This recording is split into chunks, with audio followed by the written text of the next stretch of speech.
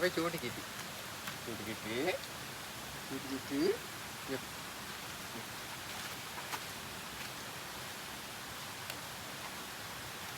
දැන් මේ තියෙන්නේ මේ කුස්ති ඉස්සරහාම තියෙන දබල වෙලා.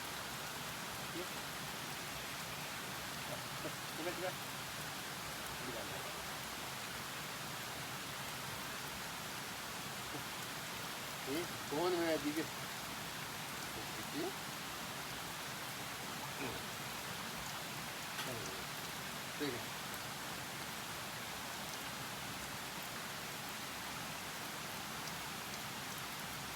දඹල කියන්නේ දඹල ව්‍යංජනයක් විදිහට හදන්න පුළුවන්. එතකොට දැන් වල මැල්ලුමක් විදිහට හදන්න පුළුවන්.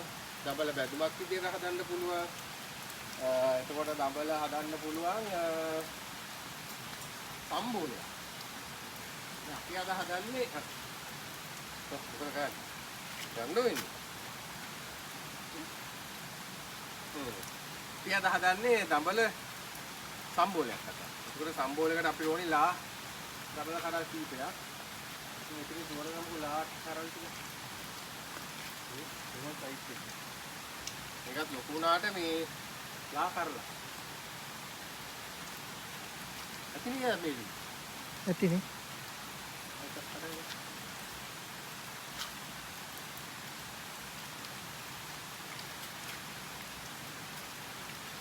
බලන්න මේ දඹල කරල් වල කියලා ලොකු.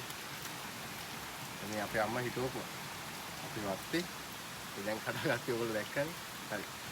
අපි අද මේ දඹල වලින් දඹල සම්බෝලයක් හදාගන්නේ කොහොමද කියලා බලමු. ඔන්නකින් මේ තියෙන්නේ රුවන් අයියලගේ වත්තෙන්ම කඩාගත්ත දඹල. ඉතින් මේක නිකම්ම කපන්න බෑ.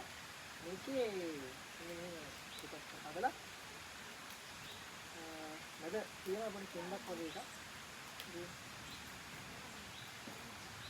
මේ වයින් කරේ. සෙදින වයින් කරලා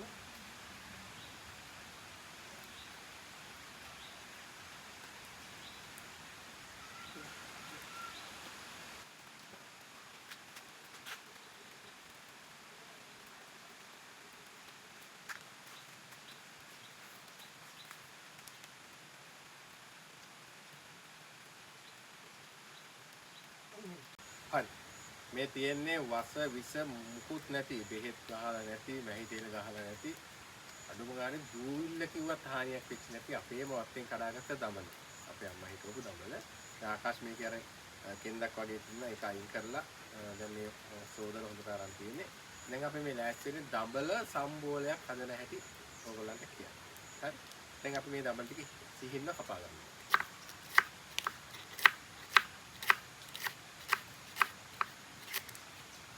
සමහර අයට මේ මම සිහින්ව කපා ගන්නවටත් වැඩිය සිහින්ව මේවා කපා ගන්න පුළුවන් ඇති. පුළුවන් තරම් සිහින්ව කපා ගත්තා මේකේ රස විඳීමේදී අපිට මේ ගොඩක් හොඳට රසය විඳින්න පුළුවන්. ලොකු කෑලි හැපෙනවට වැඩිය සිහින්ව කෑලි හැපෙනකොට බත් එක කද්දි ගොඩක් හොඳයි.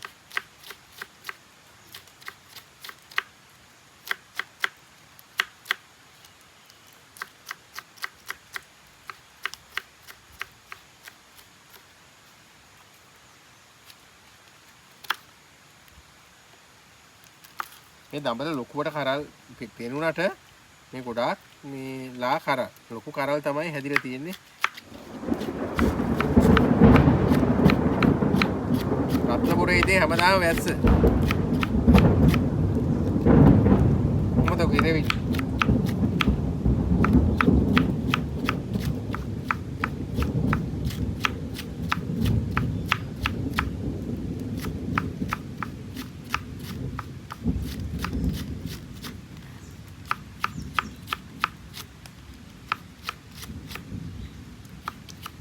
දඹල වල තියෙන ඖෂධීය ගුණය ඔයගොල්ලෝ දන්නවද? දඹල කියන්නේ පිළිකා නාශකයක්. අපේ ශරීරයේ පිළිකා කාරක නැති කරන්න පුළුවන් ඖෂධීය ගුණයක් දඹල වල තියෙනවා. ඒ වගේම අකලට වයසට පෙනුමේන එක. අපි හැමෝම අකමැති දෙයන්නේ වයසක පෙනුමේන එක. ඔන්න වයසට යන්නේක වයසක පෙනුමේන එක එකට කැමති නැති අයට ඉතාමත් හොඳ ආහාරයක් තමයි දඹල. ඒ වගේම ඉරුවාරදේට දඹල ඉතාමත්ම ගුණවත් ඖෂධීය එළවලුවක් තමයි දඹල. දඹල කියන්නේ යකඩ බහුලව අඩංගු ආහාරයක්.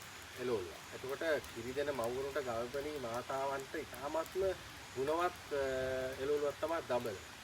ඒ වගේම රක්තහීනතාවය, සන්ධි කැක්කුම්, විවිධ කැක්කුම් කකුල් වල දල්ස් කැක්කුම් ඒ සන්ධි කැක්කුම් තියෙන අයට ඉතාමත්ම ගුණවත් ආහාරයක් තමයි එළවලුවක් තමයි දඹල. අන්න ඉතින් දඹල ආහාරයට ගැනීමෙන් ඇස්පෙනීම තව තවත් වර්ධනය කරනවා. ඉතින් දඹල කියන්නේ තන්තු බහුල ආහාරයක්. ඉතින් තන්තු බහුල ආහාර ගත්තාම ආහාර ජීවන පද්ධතියේ අවහිරතාව වළක්වනවා. ඒ විතරක් නෙමෙයි මලබද්ධය කියන එකත් වළක්වලා දානවා. ඔන්න ඒ විතරක් නෙමෙයි දඹල ආහාරයට ගැනීම අදුම රෝගීන්ට දිවැඩියා රෝගීන්ට තාමත් හොඳයි. ඒ විතරක් නෙමෙයි දඹල ආහාරයට ගැනීම ප්‍රතිශක්තිකරණයක් වැඩි දියුණු කරනවා. දැන් අපි සිහින්ව දඹල ටික කපා ගත්තා. දැන් අපි හොඳ හෝමිලිස් කරලා ඊනියට මේ වගේ කපා ගන්නවා. දැන් මේ හෝමිලිස්ම අපි ගන්නෙ මේ අපේ වත්තෙන් කඩා ගන්න නිසා වත්තේ තියෙන නිසා අපි හෝමිලිස් ගන්නෙ. නැත්නම් ඉතින් අපිට අපේ කඩේ විකුණන තියෙන සාමාන්‍ය මිනිස්සුත් ගන්න පුළුවන්.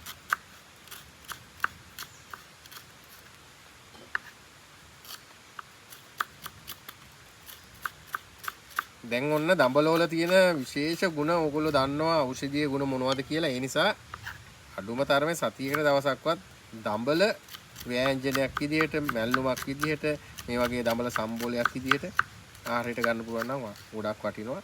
දැන් අපි සම්බෝලයක් විදිහට මේක ගන්න හේතුව තමයි දැන් අපි දඹල ව්‍යංජනයක් විදිහට ගත්තාම ඇත්තටම අපි දඹල වල තියෙන අපි හිතුවොත් ගුණය යම් කිසි මට්ටමක හරි අඩු වෙනවා කියලා දඹල අපි තැම්බෙනවානේ. ගොඩක් වෙලා වතුරේ තැම්බෙනවා, ඒකට කිරි දාලා තැම්බෙනවා.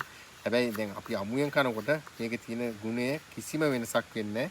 ශරීරයට අවශ්‍ය සියලුම පෝෂණය දඹල වල තියෙන ඒ ඖෂධීය ගුණය ශරීරයට ලබා ගන්න පුළුවන්. right.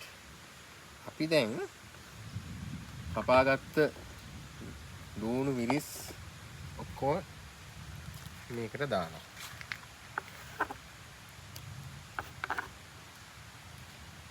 හරි.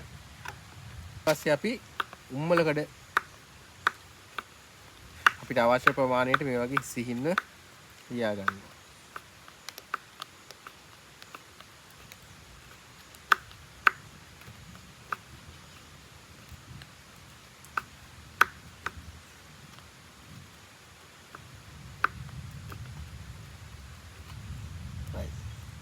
දැන් උම්මලකට ටිකත් අපි මේකට මෙහෙම මික්ස් කර ගන්නවා.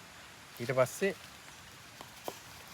ලුණු කුඩු අවශ්‍ය ප්‍රමාණයට මේ වගේ දා ගන්නවා. ඊට පස්සේ මේ සිහින්න ගාගත්ත අපි පොල් අමු පොල් මේකට දා ගන්නවා.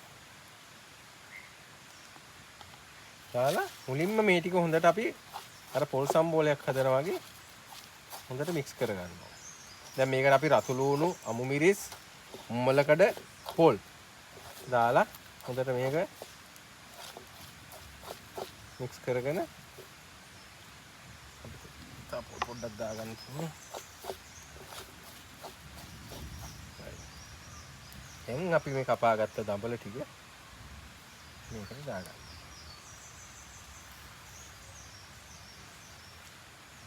දාලා ඉවර වෙලා අපි දෙහි ගන්නවා. දැන් මේකට දෙහි දාලා කලවම් කරගන්න තියෙනවා.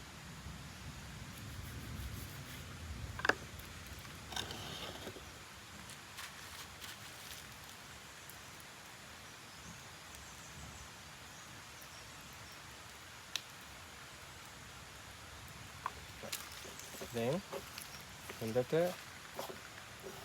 පොල්, රතු ලුණු, අමු මිරිස්, උම්මලකඩ, දෙහි, ලුණු දාපු මේ මිශ්‍රණයට දඹල ටික හොඳට මෙහෙම දාලා පොඩි කරගන්න.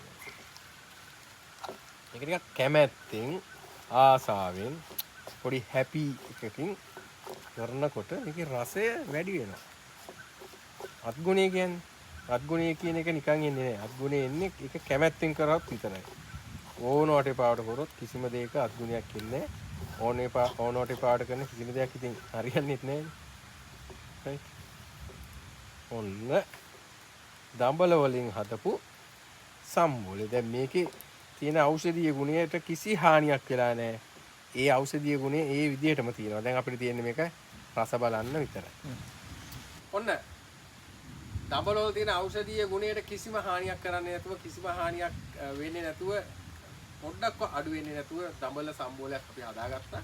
දැන් බලමු කොහොමද රස කියන්නේ.